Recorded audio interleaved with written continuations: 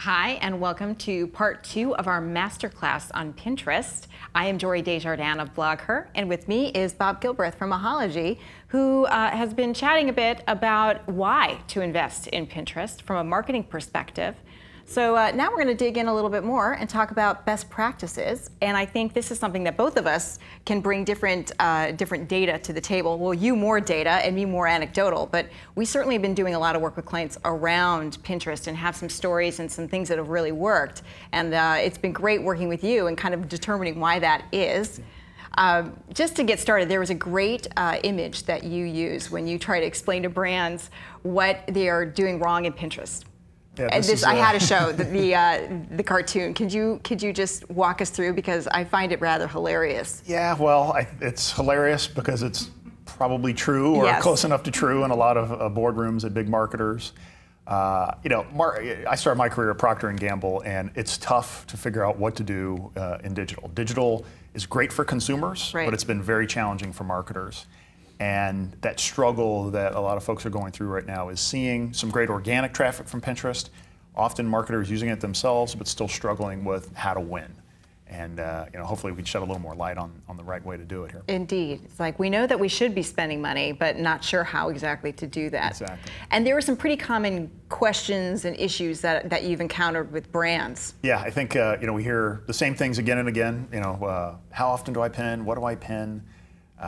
You know, do I follow back? A lot of those things that are against a lot of the old rules, already old, of social media that we've been doing. Legal has already gotten all over this. Legal is a challenge. Every company's legal department interprets things in a different way, and that's the way everything has gone so far. But you know, there are a few things I think that are starting to show through as the right path to go.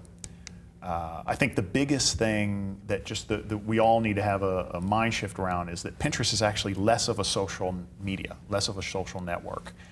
That's kind of been lumped in there, and it's just another logo that you put on your page. What it actually is more powerful, I think, as a content discovery platform. Thinking of Pinterest as the media channel for your content marketing approach. And I think that's one of the things that really is that mind shift right there of thinking more of, you've got great content, how do I let people see and engage?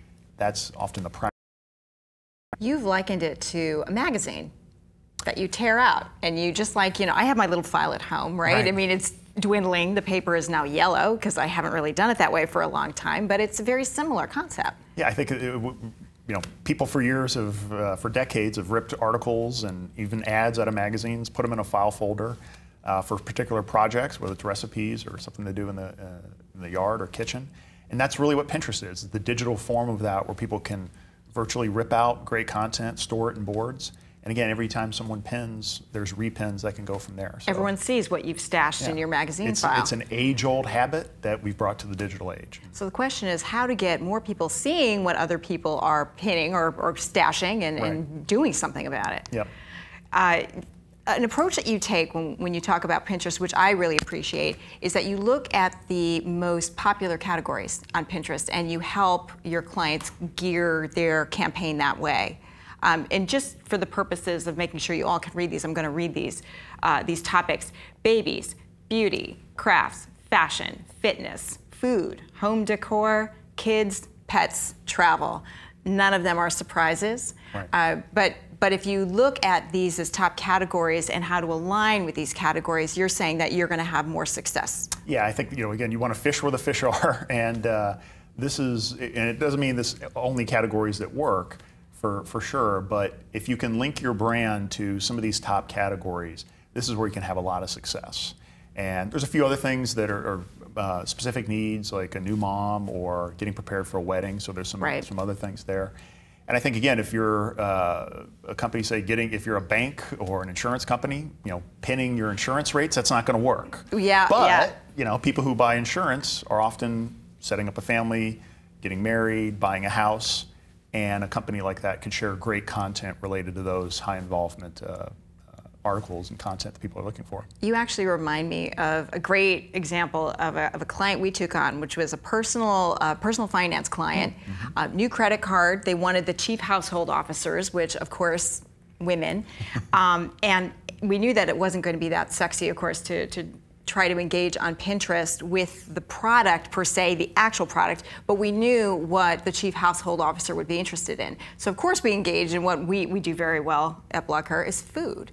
And we had a campaign where we invited pinners to contribute content to a board all about leftovers. And of course this thing went viral, as things tend to do on Pinterest. And then the next month we did something for them around holiday cookies and recipes, which is another big one. But we got just the right content developers to put their content there, and just the right people were pinning and repinning, and the thing went very viral. And of course the brand was very happy because they got just the right amount of attention in a place where they knew they could connect with their audience. So we just didn't know at the time that that was what we were doing, but apparently, thank you, Bob, for validating us. So there are some things that you like to tell your clients when you're working with them, and there are 3 primary things that you say are kind of the steps towards winning. And I think your example hits it right on the head. The overall basis is, again, you're trying to add value to people's lives with content at the end of the day, and Pinterest in those areas can be a powerful way to allow people to know that exists and to see it, check it out, and then buy your products and services. So, brands we see can win at scale. And again, at scale, we're talking about not having a presence. We're about driving a lot of activity, making this a real big marketing priority. If you've got great content that exists already, that's awesome, but creating and pinning more content can help a lot, driving the eyeballs to it, adding value to their lives, making sure that you're tying that earned attention to something that is going to sell product. At the end of the day, that's why we're here. We're trying to help. We're offering that, but hopefully something that's going to lead to an exchange. And then again, you've got to keep at it. This is not just a one-time campaign. This is not, let's try something and see if it works and then go away. You really have to commit to doing ongoing effort to optimize, add more value, create content calendars. It doesn't end just because the new product hit its 3-month point. And it's a very common refrain of, I tried Pinterest and it just didn't work for me. Right? I heard it too many times. Yeah, trying it but not really living in Pinterest is it's a big difference. One of the things that I think you have really taught me is that Pinterest is a numbers game, quite honestly. And of course, we love to have wonderful content, beautiful content. We want to have it beautiful and curated, but it really is a numbers game, and it is about volume. Can you tell us a bit more about why? Yeah, I think, again, for marketers, the right way to think about Pinterest is similar to your TV commercial or a print ad. You don't put it in one channel at one time a day and hope that everyone sees it. Pinterest people are coming in at 7:30 in the morning when they wake up. They're coming in at noon, at 2 p.m., each time looking for different things, consciously and unconsciously. So if you're really committing, you want to make sure that you're taking the content you have and spreading it out throughout the day so that you can be there in the first or second swipe as people are coming through. So different content, different times, and making sure even the weekends, we see different things working. Do you make a recommendation for how many pins? This is another question that we were asked in the audience about frequency and how much content constitutes. And I know it's different it may be different for brands than for actual pinners. But if you're telling a brand how much content they need to start to get traction, what do you normally tell them? Well, and again, it depends on the category, obviously, and how much existing content they have. But it's really in the kind of 5 to 10 pins a day. Is getting at scale. At a certain point, you don't want to annoy people with too many for sure. But that's the kind of numbers where you're going to be there when and where people are looking for you. Indeed. You also mentioned timing being critical, and you started to talk about that. But another question we were asked is, well, what time of day should I pin, and does it matter what time of day? Right. I mean, again, does it matter? Of course, because people are looking for different things at different times of the day, days of the weeks, months of the year. We see things like in our system, recipes that are gourmet do better around noon. Recipes that are quick and easy do better around 4 or 5 o'clock. Right. Now, I have some guesses there. Our system comes up with that automatically because it's kind of trained to look for where the pops are happening. We think it's because stay-at-home moms are able to make a bigger meal and they start thinking about what to make at noon. Working moms often are making something quicker, and so 4 or 5 o'clock, they start to think about what am I going to make for dinner tonight. And again, unconsciously as well. That's the thing, is that the images, you've got a part of your brain that's thinking about that, not even knowing it, but seeing a great recipe at 5 o'clock that says, 4 ingredients, make it in 30 minutes, that in your eyeballs say, go look over here and hit this. That's the kind of thing that happens there. Is there a day of the week where just in general more people Depends are on the interested? content. It really does. Recipes do great Monday to Thursday. Chocolate goes off the charts starting at 8 o'clock at night. Really? Until midnight peak. Holidays are amazing right now. We just got some data. Did you know Halloween on Pinterest started mid-August? No. Yes, that's when we started seeing Halloween really pop. And yet, though, but a marketer might say, okay, well, I've got my media budget starting right now, and at the beginning of October, let's start working on Pinterest. Right. And that's exactly what you're saying. Yeah, that's one of those habits we have to break. Yes. Is it's not, again, back to school season. It started in May, but a lot of marketers would not spend that money until August. So it doesn't mean blow the whole budget. It means that that content you're sharing, the ideas. With Pinterest, people are planning way ahead of time, weeks, months ahead. And you can scoop your competition by being there when people are starting to plan. Truly, truly. Another thing that you have taught me is that images are everything. Oh, yeah. And we knew images were everything, especially in food, but it's also about how they're cropped and how you're presenting. So your tool actually helps with that. That's one of those little things that you don't notice as much, and certainly Pinterest is different, where you have most websites have a horizontal image that's great for a website, but when you hit the pin it button and pin that page, the horizontal images look a lot smaller on Pinterest. You really want the vertical size that fits the Pinterest user experience.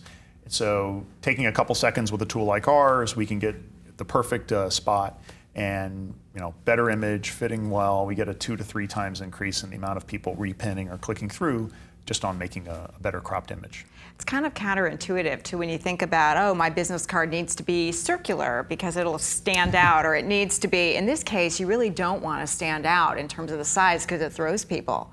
Right, yeah, but there's also, again, exceptions when we see things, images that are step-by-step kind of pins that go down, very popular. But again, it's that mindset of let's look at Pinterest and how people are using Pinterest versus just doing whatever's easier for us or whatever we've done somewhere else. Indeed. So I love what we're about to talk about because there are a number of things that I think as soon as Pinterest started to pick up, brands were immediately starting to do. Right. And there are some things that you actually have proven are not as effective on Pinterest, or they're less optimal. They're not useless, but they're just not quite as useful as a brand might think. Yeah. 3 things that I think work in other media very well, but it's difficult to win on Pinterest. One is follow backs and comments. So again, that's one of the big questions. Right. Do I follow back, and how do I do that? Pinterest isn't really about that. Pinterest is, again, it's less of a social media and more curated content feed. So we don't see a lot of comments. We don't see a lot of people following someone just because they were followed. And that's okay. It doesn't mean that people aren't happy. It means that you just give them the great content. That's what they're signing up for when they follow your brand. Carefully crafted boards. I've talked to people, brands who spend weeks laying out what a board looks like, sometimes taking pictures in an office and placing it. Very few people actually go all the way through one person or brand specific board. Again, think of most of the engagement with Pinterest is going to the Pinterest.com and just seeing what's there. So that's a huge difference there. And that would be different than, say, a big pinner who would probably care more about how her board is curated. Right. There's some individuals that may have that, but again, at the end of the day, you have to choose where to spend your time. Right. Spend the time sharing great content versus trying to perfect something that may have been pinned 6 months ago. The last thing I'd say is pin to win contests. It's a temptation. Almost everyone's tried it by now. Again, there can be some boosts in activity that go on there, but the reality is a lot of people that would join, the contest can be tough to do. The people you're getting come for the contest, not for the content. And you want to attract the people who really resonate with your content itself if you want to win on a going basis. Reminds me of through the years when the web first got big and you would have these portal deals where you just did whatever you could to drive the traffic and you just needed the eyeball once because no one really cared. And then when Facebook got big, there were a lot of contests just to get more followers. Yeah. If you follow us, you'll win. And that was great because you had your followers, but then nothing happened after that. Similarly, though, I would imagine on Pinterest, there's that mentality of let's just get everyone over there. And do you have any data that shows just how useful those followers are, or if they continue and engage? Well, the ones who've earned, much Yes. much better. You know, the people, interestingly, we see in the data that the followers you get through just organically sharing content tend to have more people following them. Whereas for promotions, you'll often have people that have very few people following them. Sometimes people will create a Pinterest account for the first time just to be a part of a contest. Right. So that's not really the audience that you want. Great content and earning the attention, it gets repinned, it gets to the people that are most active. And then you said that pin ratio or repin ratio is a much more powerful metric than a follower. Yeah, that's one of the things that we look at is, and it's a great public number that you could say how many, just on the average number of repins that you have, how is that performing on a per follower basis? That's key. Another thing that we focus on is, again, we talked earlier that followers are not the be all end all. You don't want to just collect followers, but you do want to try to convert your visitors to followers. And one of the things that we show here is that trying to have some kind of landing engagement, doing something when someone's followed to your website, you want to get from them that who you are and ask them to follow you at that point. Again, there's just having the follow button randomly somewhere doesn't work like it did for Facebook. But if they just followed a piece of content all the way through, they're saying, oh, this brand has something useful. I think I'm going to sign up for them. So doing something on a landing page, engagement units, interstitials. This is an example of your interstitial that you had for a client where if they clicked on the content, this is what they would have seen, right? And Exactly. it says, follow us on Pinterest, and it gives you just a little bit more of something to do that engages the follower. Exactly, and again, it's one of the things that's also useful is to tell people where they are. What you see in Pinterest often, Right. the user experiences, people spend hours just kind of following things around, and so they may have just seen an interesting pin, go to a website, there's a little bit of where am I, what is this about? So it's a good user experience to welcome them, and again, offer that chance to follow right there.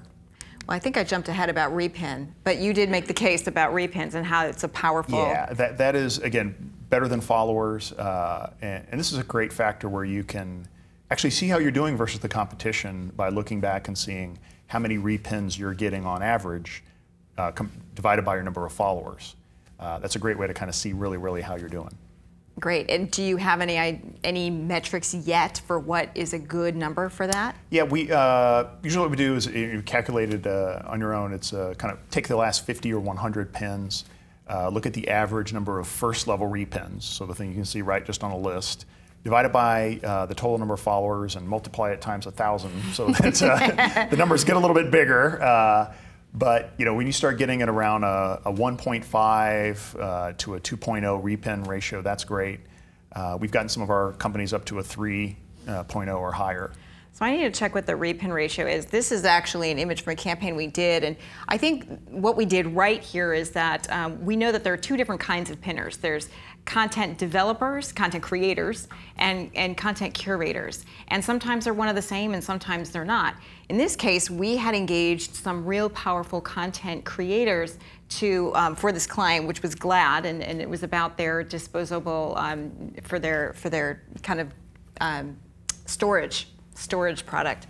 We had engaged these pinners to talk, actually on their blogs, to talk about great recipes for lunch for their kids. And they took pictures of them and they used the Glad products in their pictures. Now, the pins themselves, we got 140 pins, but because we also engaged great curators, people who, whenever they repin something, other people tend to notice, we generated over 33 million repins from just that campaign. And that's really the power that we're talking about here. It wasn't about generating more followers onto these boards or even for the brand. It was getting them more exposure via the content curators and the content creators.